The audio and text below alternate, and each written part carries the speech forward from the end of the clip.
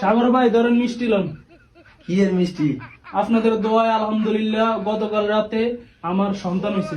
আলহামদুলিল্লাহ হাকিম বদ্দা মিষ্টি লন।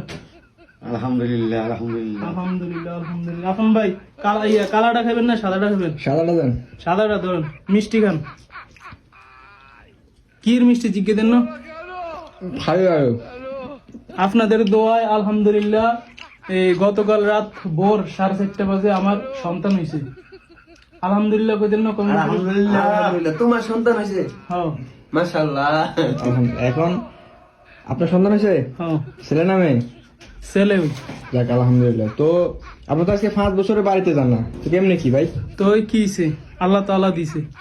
আল্লাহ তাআলা দিছে, তো একটা মাধ্যম লাগে না? মাধ্যম খাল্লি বললে আল্লাহ তাআলা দিতে কোনো মাধ্যম লাগে না ভাই।